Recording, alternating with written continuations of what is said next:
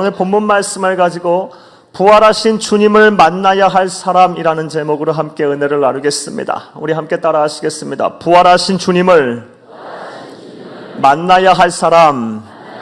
한 번 더 따라 하시겠습니다. 부활하신 주님을 만나야 할 사람. 네, 고맙습니다. 사랑하는 여러분, 우리가 세상을 살면서 깨닫게 된 중요한 사실 하나가 있습니다. 그것은 사람은 잘 변하지 않는다라는 것입니다. 잘 바뀌지 않는 것이, 성품도 달라지지 않는 것이 바로 사람입니다. 그리고 이것은 동서고금이 크게 다르지 않은 것 같습니다. 먼저 기원전 6세기 아주 유명한 철학자였던 헤라클레토스가 다음과 같은 말을 그의 책 소토바이오스 제4권에 남겼습니다. 성품은 곧 운명이다. 이게 무슨 뜻입니까? 한번 자리 잡은 성품은 변하지 않는다라는 것입니다. 사람은 그만큼 쉽게 변하지 않는다는 것입니다. 오늘날 저 미국의 가장 유명한 교육학자이자 저명한 사회운동가인 파커 제이 파머라는 사람도 다음과 같은 말을 하였습니다. 이 사람의 신념이라는 것이 얼마나 강인한지, 이 신념과 위배되는 사실을 이야기하게 되면 사람들은 자신의 신념을 바꾸려 하지 않고 오히려 자신의 신념을 강화한다라고 표현했습니다. 한번 자기가 믿고 있는 것은 끝까지 믿고 싶은 것이 바로 사람의 마음이고 사람의 생각입니다. 그만큼 사람은 변하지 않는다라는 것입니다. 우리 옛말에도 흔히 하는 속담이 있습니다. 3살 버릇 80까지 간다. 요즘은 100세 시대니까 3살 버릇 100세까지 간다라고 말해야 하겠습니다. 그만큼 성품은 변하지 않습니다. 사람은 잘 달라지지가 않습니다. 실제로 우리 삶의 현장에서 보게 되면 게으른 사람은 어디다 갖다 놔도 게으릅니다. 좀 나아지면 좋겠는데요. 또 정직하지 못한 사람은 이상하게 매 하는 일마다 그렇게 정직하지 못하게 행동을 합니다. 또 막 성격이 급하고 혈기를 부리는 사람은 좀 안 그랬으면 좋겠는데 연세가 들어서 별로 그렇게 나아지지 않는 모습을 보게 됩니다. 반면에 또 유약하고 아주 연약하신 분들은 계속 또 그러합니다. 나아가서 매사에 부정적인 분들은 또 계속 부정적입니다. 이렇게 사람이 달라지지 않는다라는 것은 어찌 보면 공고한 철칙과도 같습니다. 그런데 이런 공고한 철칙을 아주 무용지물로 만드시는 분이 계십니다. 그분은 바로 예수 그리스도이십니다. 할렐루야! 동서고금 남녀노소 빈부귀천을 가리지 아니하고 예수를 만난 사람들은 전부 변했습니다. 놀라운 일입니다. 기적입니다. 어찌 예수를 만나면 그렇게 사람들이 다 변하는지 참 놀라운 일입니다. 심지어 저 사람은 악마야, 저 같은 사람은 짐승이야, 어찌 사람이 저럴 수가 있어? 저렇게 포악하고 잔인하고 저런 죄를 저지르가 있어? 저게 사람이라 할 수 있어? 이런 사람도 예수를 만나고 나서 천사와 같이 변한 사람이 허다합니다. 예수에게는 놀라운 능력이 있습니다. 따라서 이 자리에 오신 분들, 모든 분들이 이런 예수님을 만나서, 부활하신 예수님을 만나서 여러분의 인생이 달라지고 여러분의 삶이 아름답게 변화되기를 간절히 주의 이름으로 축복합니다. 특별히 오늘 본문 말씀에 보게 되면 어느 누구보다도 예수님을 먼저 만나야 할 사람들이 나옵니다. 반대로 얘기하면 가장 예수님께서 먼저 만나고 싶은 사람들이 나옵니다. 자, 그렇다면 그들이 누구일까요? 어느 누구보다도 예수님을 먼저 만나야 할 사람, 반드시 만나야 할 사람은 누구일까요? 자, 이제부터 따라 하시겠습니다. 첫째로, 크게 따라합니다. 첫째로, 삶이 고통스러워 깊은 슬픔에 잠긴 사람입니다. 여러분, 이 첫째 대지에서 두 단어를 꼭 기억해 주셨으면 좋겠습니다. 고통과 슬픔이라는 단어입니다.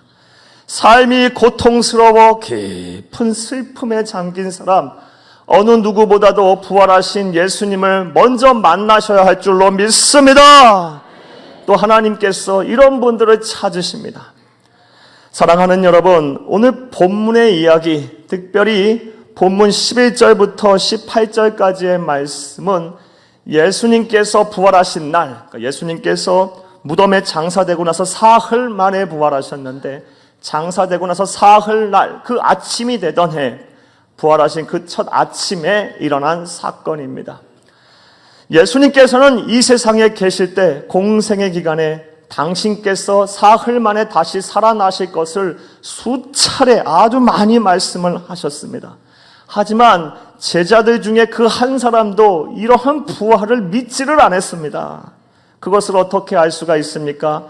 부활의 첫 아침에 제자들 중에 단 한 사람도 예수님의 무덤 가운데 얼씬거리지 않았어요. 안 믿었다라는 겁니다. 어떻게 사람이 살아날 수가 있어 죽었다가 안 믿었다라는 것입니다. 그런데 오늘 본문 말씀에 보게 되면 한 여인이 무덤에 찾아옵니다. 그 여인이 누구일까요? 20장 1절 말씀을 같이 읽겠습니다. 시작.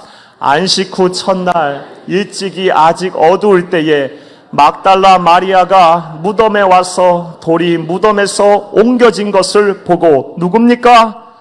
막달라 마리아라는 여인이 무덤에 찾아왔습니다. 사흘 만에 부활의 첫 아침, 안식 후 첫날 주일 이 아침에 동이 새 트기도 전에 무덤에 찾아왔습니다. 그렇다면 막달라 마리아가 왜 찾아왔을까요? 그녀가 부활을 믿어서일까요? 절대로 그렇지 않습니다. 오늘 본문 말씀 11절 말씀에 보면 그녀가 심히 울었다라고 이야기 나옵니다. 그녀가 운 이유는 부활의 기쁨 때문에 운 것이 아니라 예수님을 만나러 왔더니 이 시체가 없어져 버렸어요. 도둑 맞았다고 생각해서 운 것입니다. 그녀는 부활을 믿어서 그 아침에 온 것이 아닙니다. 그렇다면 그 여인이 왜 그날 아침에, 부활의 첫 아침에 왔을까요?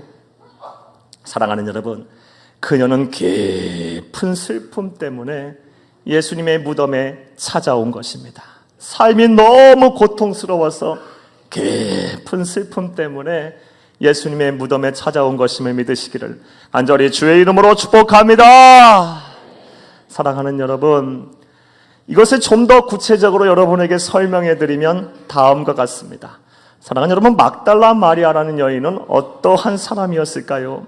누가복음 8장 2절 말씀에 보면 그 여인은 예수님을 만나기 전 7 귀신이 들렸던 미쳤던 여인이라고 표현하고 있습니다. 사랑하는 여러분, 한 귀신도 아니고 7 귀신이나 들어있다고 한다면 그 여인의 정신 상태가 어떻겠어요? 그 영혼이 어떻겠습니까? 완전히 병들어 있지 않겠습니까? 성서신학자들은 이 여인의 전직 직업이 창녀였다고 합니다. 그렇다면 얼마나 많은 사람들에게 휘둘렸겠습니까? 영혼도 병들고 몸도 병들고 몸과 마음이 완전히 엉망이 돼버린 여인이었을 것입니다.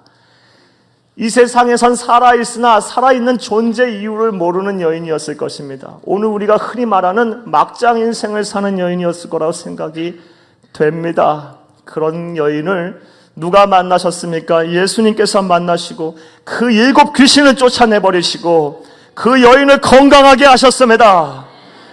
모든 것을 정상으로 다시 되돌리셨습니다. 그녀의 사회성을 회복시키셨습니다. 할렐루야! 모든 것이 제자리로 돌아왔습니다. 아니, 더 좋아졌습니다. 그렇다 한다면 그 여인이 예수님을 향한 생각이 어떻겠습니까? 아주 은혜에, 그 예수님의 은혜에 보답하고자 감사하는 삶을 살았을 것이고 예수님을 향한 그 사랑이 아주 깊었을 것입니다. 그런데 예수님께서 그만 십자가에 달려 처참하게 죽으셨습니다. 그렇다 한다면 그 여인의 심정이 어땠을까요? 정말 사랑하는 대상이 죽어버렸어요. 그것도 처참하게 죽었어요. 사랑하는 사람을 잃어버린다. 그것도 내 눈앞에서 아주 참담하게 죽는다라고 할 때 그 마음을 어떻게 지키겠습니까? 이 자리에도 행여 사랑하는 사람을 먼저 떠나보내신 분들이 계시다면 하나님의 은혜와 섭리가 함께 하기를 간절히 주의 이름으로 축복합니다.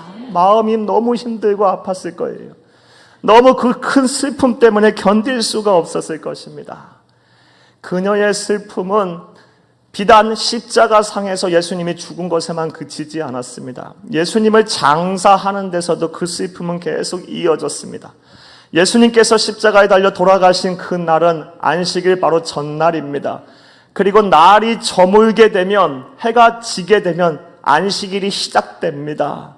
안식일 날에는 절대로 이 일을 해서는 안 된다라는 율법이 있었습니다.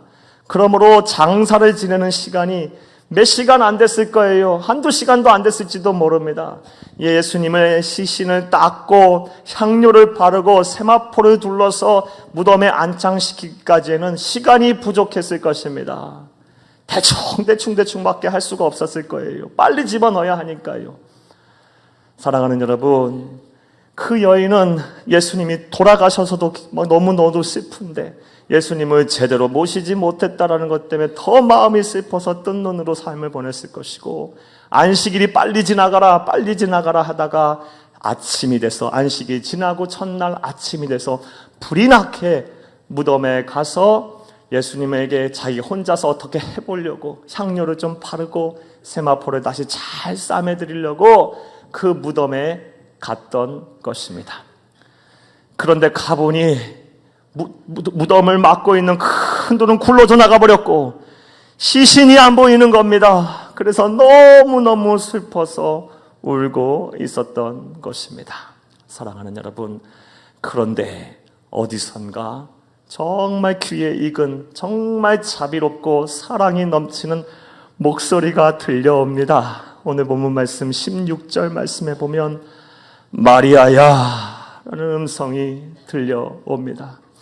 너무너무 듣고 싶었고 너무너무 보고 싶었던 예수님께서 부활하셔서 마리아를 부르고 계시는 것입니다. 할렐루야! 사랑하는 여러분, 이 음성을 들었을 때 마리아의 심정의 변화가 어떻게 일어났을까요? 어떠한 변화가 일어났을까요? 너무너무 슬퍼서 너무너무 의지하고 너무너무 바라보고 사랑했던 그 사람이 죽어서 막 가슴이 찢어질 듯 아팠고 또 제대로 시신도 메어드리지 못한 것 같아서 막 마음이 힘들고 어려운데, 그래서 막 눈물이 범벅이 되고 얼굴이 막 눈물로 퉁퉁 불었을 텐데 부활하신 예수님을 만나고 마리아야 하는 그 음성을 듣는 순간 이 얼굴은 웃음꽃으로 활짝 폈을 것이고 그 힘들고 어려웠던 마음들이 싹 눈 녹듯이 녹았을 것입니다. 할렐루야! 마치 시편 30편 11절 말씀에 슬픔이 변하여 춤이 되게 하시고 우리의 베옷을 벗겨서 기쁨의 띠를 띄우신다고 말씀하셨는데 이 막달라 마리아가 그렇게 됐을 것입니다. 할렐루야! 사랑하는 여러분, 이제 우리에게도 이러한 은혜가 필요합니다. 우리 성도님들 가운데, 또 이 자리에 처음 오신 분들 가운데 인생이 고달퍼서 아주 깊은 슬픔에 잠겨 계신 분들이 많이 계실 것입니다. 어떤 분들은 정말 이 막달라 마리아처럼 사랑하는 사람을 먼저 떠나보내서 자식을, 아내를, 남편을, 부모를, 형제를, 아니면 친구를, 아니면 그 누구를 정말 사랑하고 의지하였던 세상을 떠나보내서 마음이 계속 허전하고 텅 비어있고 막 손에 잡히지 않고 이런 분들도 계실 것이고, 또 어떤 사람은 정말 믿었던 사람에게 배신을 당해서 막 삶 자체가 막 흔들려 버리고, 또 어떤 분들은 경제적인 어려움 때문에 막 고통을 받고 궁핍함을 겪고 삶의 의지와 소망이 없어지고, 또 어떤 분들은 질병으로 고통을 받아서 하루하루 견디는 것이 힘이 들고, 또 어떤 분들은 가정에 불화가 있고 삶의 문제가 있어서 이것이 해결이 되지 않아서 하루하루 살기는 하는데 내가 사는 건지 마는 건지 모르겠고, 하루 체념하는 것도 이제 지쳐서 어떻게 방법이 없으신 분들이 분명히 계실 것입니다. 우는 것도 한도가 있고 한숨 짓는 것도 한계가 있는 겁니다. 사람이 그 지경에 계속 노출이 되게 되면 아무것도 할 수 없는, 그냥 낙이 없는 인생을 살게 되는 겁니다. 분명 이 자리에도 그런 분들이 계실 것입니다.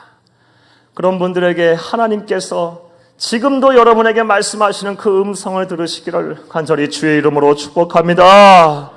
여러분의 심령을 두드리면서 사랑하는 내 아들아, 사랑하는 내 딸아 라고 말씀하시는 그 음성을 듣고 그 예수를 만나야 인생의 고달픈 상황 속에서, 고달픈 인생 속에서 이 깊은 슬픔을 벗어나 참된 만족과 행복을 누리며 살 수가 있는 것입니다. 사랑하는 여러분, 우리의 인생이 날마다 울고 맨날 찡그리고 아파서야 되겠습니까? 하나님이 우리를 이 땅에 보내신 것은 분명한 이유와 목적이 있지 않겠습니까? 네, 눈물 짓고 힘들고 어렵게만 사는 것이 하나님의 뜻은 분명히 아닐 것입니다. 하나님의 뜻은 저와 여러분이 구원을 받고 이 세상에서 아주 행복하고 기쁨의 누림을 살다가 우리가 장차 가야 할 본향인 천국에 가서 우리 주님과 더불어서 영원토록 영생복락을 누리는 것입니다. 할렐루야! 따라서 인생이 고달파서 깊은 슬픔에 잠기신 분들은 반드시 부활하신 예수님을 만날 수 있기를 간절히 주의 이름으로 축복합니다. 첫 번째도 어느 누구보다 먼저 부활하신 주님을 만나야 할 사람, 인생이 고달파서 깊은 슬픔에 잠긴 사람들입니다. 만약 여러분이 그러하다면 지금 이 시간에 부활하신 주님을 만날 수 있기를 간절히 주의 이름으로 축복합니다. 자, 또 어떤 대상이, 어떤 사람이 부활하신 예수님을 만나야 할까요? 따라 하시겠습니다. 둘째로, 크게 따라 하십니다. 둘째로, 미래의 불확실로 인한 두려움에 힘든 사람입니다. 네, 두 번째 대지에서 중요하게 우리가 생각해야 될 단어는 두려움이라는 단어입니다. 이 두려움이라는 단어, 지금 이 두려움이라는 단어에 공감을 하시거나 아니면 이러한 상황 속에 계신 분들이 계시다면 반드시 부활하신 주님을 만나야 합니다. 사랑하는 여러분, 오늘 본문 말씀해 보게 되면 본문 19절부터 23절까지의 말씀해 보게 되면 부활하신 주님을 만난 두 번째 부류의 사람들이 나옵니다. 그들이 누구일까요? 바로 예수님의 제자들입니다. 예수님의 제자는 총 12명이었습니다. 그 중에서 한 명 가룟 유다는 예수님을 배신하여 은 30냥에 팔고 스스로 자살하여 죽었고요.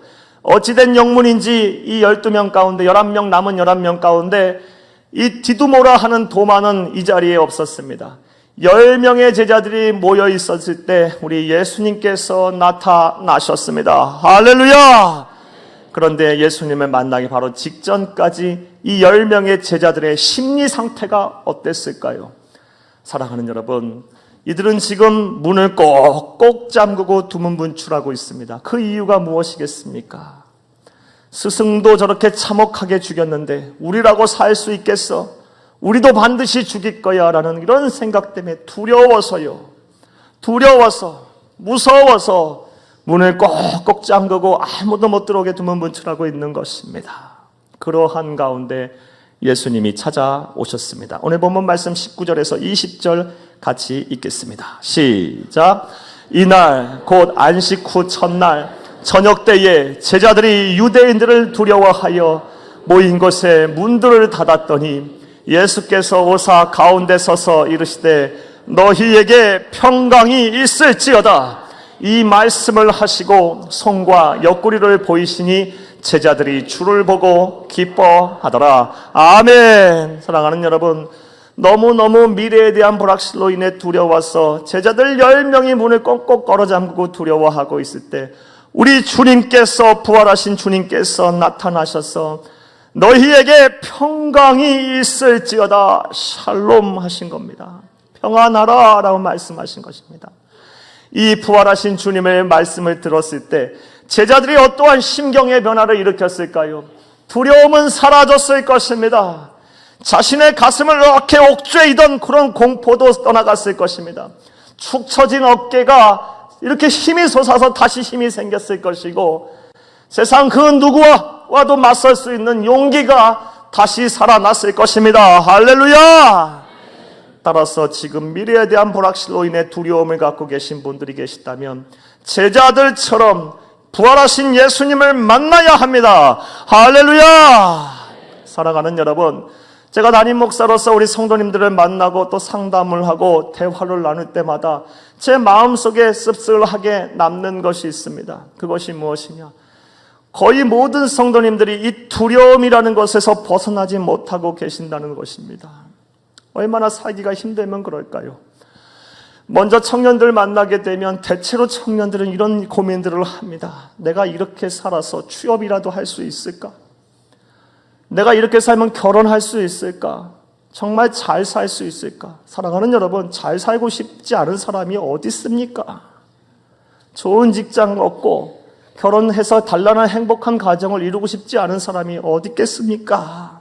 하지만 현실이 그렇지 못하니까 힘이 드는 겁니다. 힘이 드는 순간 이미 두려운 마음은 있는 거고요.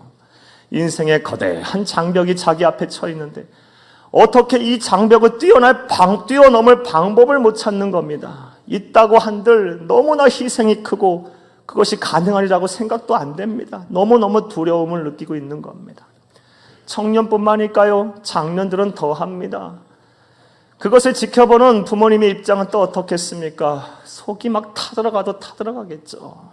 또 부모님들하고 여유 있는 삶을 살겠습니까? 가정 하루하루 꾸려나가는 게 얼마나 힘이 듭니까? 자신의 양 어깨에 우리 가장들, 남자분들 직장 생활하는 거 좋아서 합니까? 힘든 일 새벽부터 밤늦은 시간까지 하면서도 해야 하는 이유가 무엇입니까? 거기서 가정이라는 거 빼고 책임이라는 거 빼면 하시겠습니까? 그런 일? 힘이 드는 겁니다. 그런데 두려움은 늘 있습니다. 내가 이렇게 해서 우리 가정이 잘 될까? 거기에다가 병까지 얻게 되면 이 질병으로 고통받는 성도들을 만나게 되면 내가 잘못되면 내 자녀들, 내 가정은 어떻게 될까? 이러한 생각 때문에 두려워서 마음이 힘드신 분들이 정말 많습니다. 연세가 드신 분들은 대체로 이 죽음이라는 것에 걱정이 많으신 것 같습니다. 우리가 예수를 그리스도 믿어 하나님의 자녀가 됐어도 연세가 드시게 되면 이 죽음이라는 것을 생각하지 않을 수가 없지 않습니까?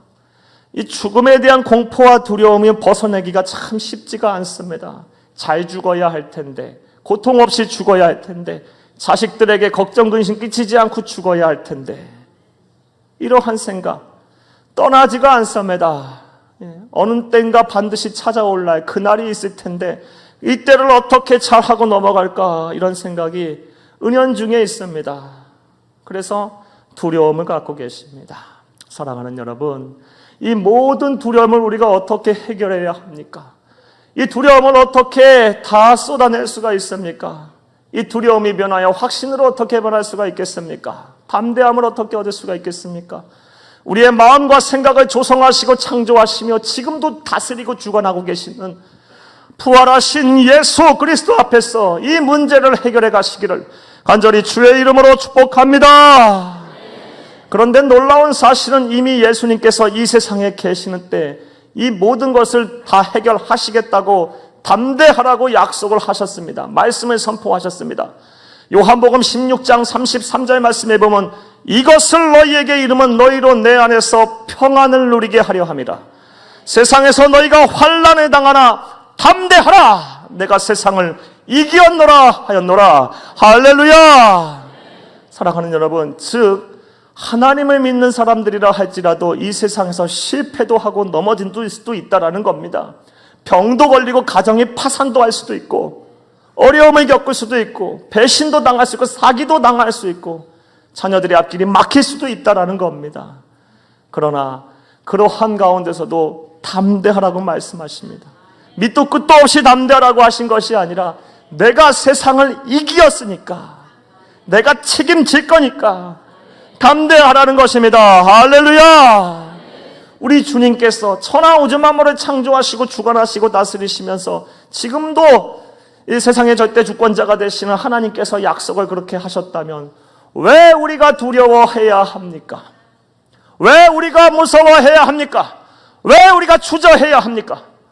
지금 이제부터 부활하신 예수님께 여러분의 삶을 맡기시기를 간절히 주의 이름으로 축복합니다. 그리하면서 우리의 두려움을 제거해 가는 거예요. 이 두려움을 제거해 갈 때, 하나님이 제거해 주실 때 비로소 이 세상을 향한 눈이 달라지실 겁니다. 이 세상이 얼마나 하나님이 창조하신 세계가 아름다운지 보게 될 것입니다. 하나님은 저와 여러분을 향해서 그 세계를 보기를 원하십니다. 이제 이후부터 여러분 두려움이 변하여 담대한 인생이 되기를 간절히 주의 이름으로 축복합니다.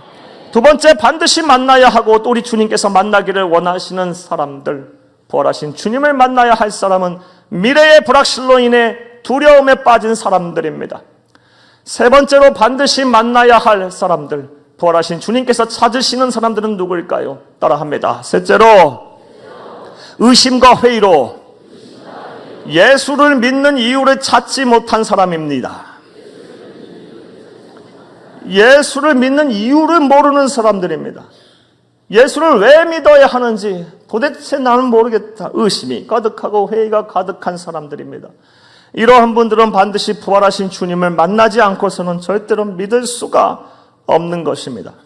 오늘 본문 말씀에 보면 예수님을 만난, 부활하신 주님을 만난 세 번째 부류의 사람이 나옵니다. 24절부터 우리가 읽은 29절 말씀에 보면 나오는데 24절, 25절 말씀을 함께 읽겠습니다. 시작.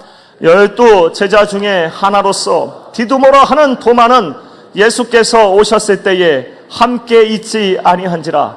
다른 제자들이 그에게 이르되 우리가 주를 보았노라 하니 도마가 이르되 내가 그의 손에 못자국을 보며 내 손가락을 그 못자국에 넣으며 내 손을 그 옆구리에 넣어보지 않고는 믿지 아니하겠노라 하니라. 아멘. 사랑하는 여러분, 앞서 두 번째 예수님께서 제자들을 만나셨을 때 앞서 말씀드린 대로 이 디두모라 하는 도마는 그 자리에 있지 않았습니다. 따라서 이 10명의 제자들이 도마에게 어떤 말을 했겠습니까? 이구동성으로 우리가 주님을 만났어. 주님께서 살아나셨어. 부활하셨어.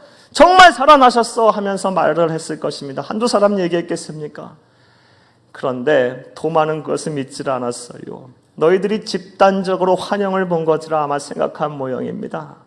미쳤다라고 생각할 수도 있었겠죠. 그러면서 말하기를 내가 본 정도가 아니라 내 손으로 이 못자국 난 손을 만져보고 창으로 찔린 이 옆구리에 손을 넣어보지 않고서는 믿지 않겠다라고 이야기합니다.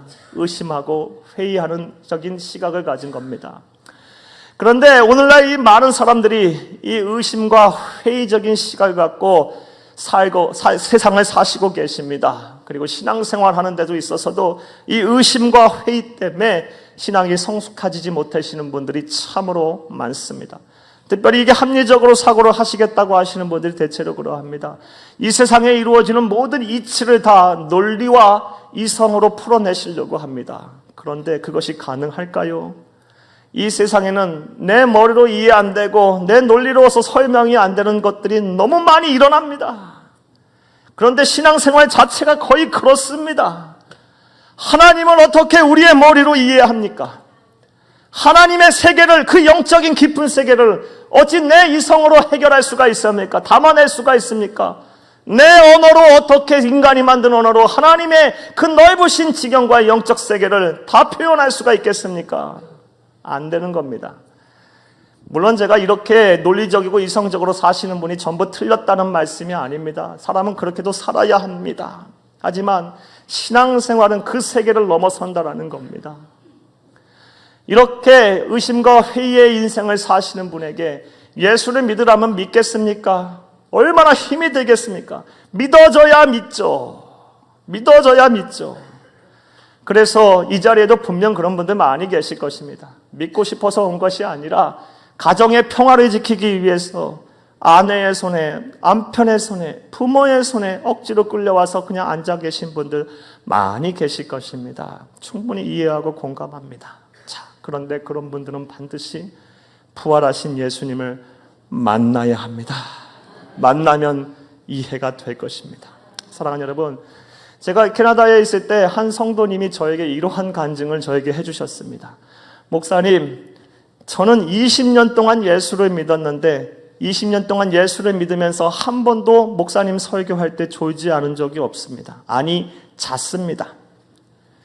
20년 동안 예수를 믿었는데 단 한 번도 믿음을 가지고 예수를 믿은 것이 아니라 제 아내가 하도 들들 볶아서 가정의 평화를 지키려고 20년 동안 운전수로 예수를 믿었습니다. 그런데 얼마 전에 제가 암이 걸려서 이 병원에서 손을 쓸 수 없을 정도라고 이야기를 해서 어쩔 수 없이 예수를 믿어야 되겠다. 이제 희망은 거기밖에 없구나 하고 예수를 믿기 시작했더니 어느 순간부터 제 마음이 뭉클해지고 제가 정말 내가 예수를 잘 믿어야 되겠다는 생각이 들었습니다. 눈물이 흐르고 그렇게 예수를 만났습니다. 그리고 생각해 보니 지난 20년간의 세월이 저에게는 잃어버린 시간이었습니다. 왜 이 좋은 예수를 그때는 몰랐나 봅니다. 이 말씀을 저에게 해주셨습니다. 사랑하는 여러분, 지금 억지로 끌려와서 내가 뭐 하고 있는 건가? 시작부터 이제 손가락 이렇게 팔짱을 끼고 자야겠다 생각하시는 분들 주무셔도 됩니다. 하지만 다시 한번 잘 생각해 보시기를 바랍니다. 여러분은 하나님을 만나셔야 합니다. 그래서 여러분은 행복한 삶을 사셔야 하고 기쁨 있는 삶을 살아야 하고 구원의 즐거움과 감격을 누리며 사셔야 합니다.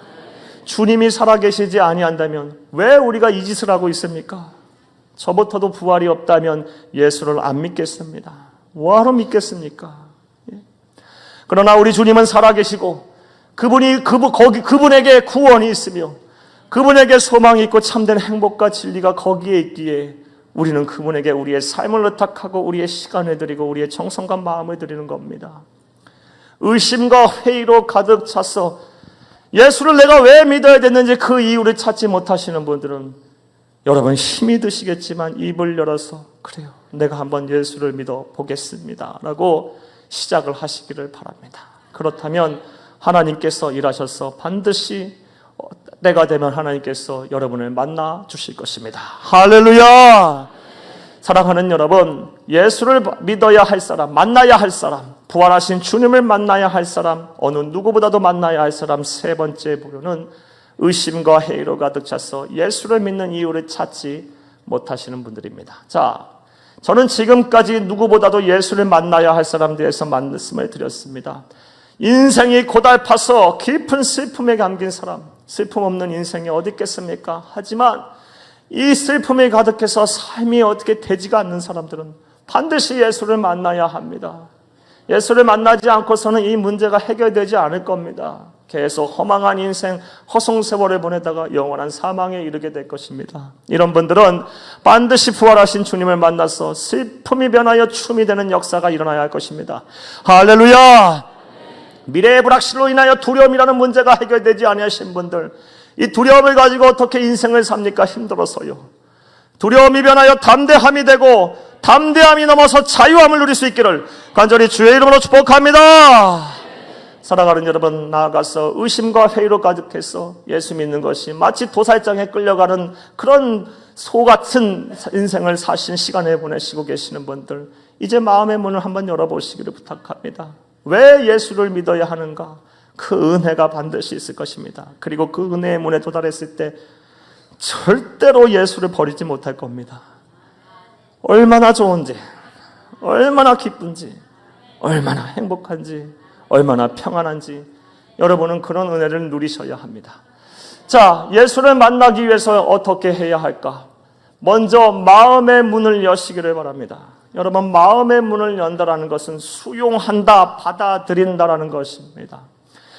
요한계시록 3장 20절 말씀에 볼지어다 내가 문 밖에 서서 두드리노니 누구든지 내 음성을 열고 문을 열면 내가 그에게로 들어가 먹고 그는 나로 더불어 먹으리라고 말씀하셨습니다. 지금도 성령 하나님, 또 다른 예수님이신 성령 하나님께서 여러분의 마음의 문을 두드리고 계신다는 사실을 기억하시기를 간절히 주의 이름으로 축복합니다. 사랑하는 아들아, 사랑하는 딸아하고 문을 두드리세요. 그 문을 두드릴 때 내 그 음성을 듣고 마음의 문을 열어서 수용하세요. 그래, 내가 한번 믿어보겠습니다.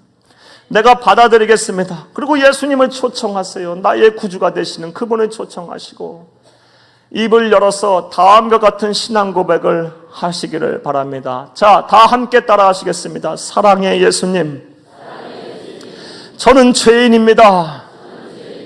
지금까지 제 생각대로만 세상을 살았습니다.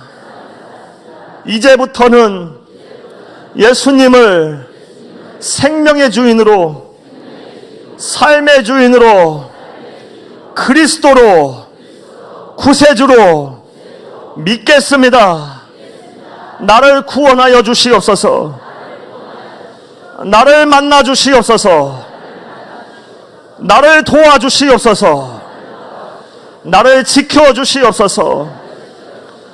이렇게 신앙의 고백을 하시면서 의지적으로 결단을 하셔서 안 하던 예배도 드리셔야 하고 안 하시던 기도도 하시기를 부탁합니다.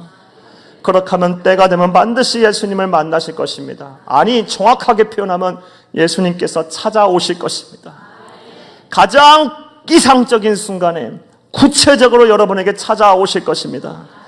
이 수많은 사람들은 다 그렇게 예수를 만난 겁니다. 가장 이상적인 순간에 하나님께서 만지셔서 절대로 감사하지 못할 순간에 감사하게 될 것이고, 절대로 기뻐하지 못한 순간에도 막 기뻐할 수 있을 것이고, 인생의 거대한 장벽 같은 거 그대로 있을지라도 그것이 나에게 더 이상 문제가 되지 않게 될 것입니다. 사랑하는 여러분, 저는 이 날이 빨리 왔으면 좋겠습니다. 이 자리에 계신 모든 분들이 한 분도 빠짐없이 다 부활하신 예수를 만나서 예수님의 찾아오심을 경험해서 한 분도 빠짐없이 다 구원의 은총을 누리며 자유함을 누리며 행복하고 기쁘고 감사가 넘치는 삶을 살 수 있기를 간절히 바랍니다. 할렐루야! 할렐루야!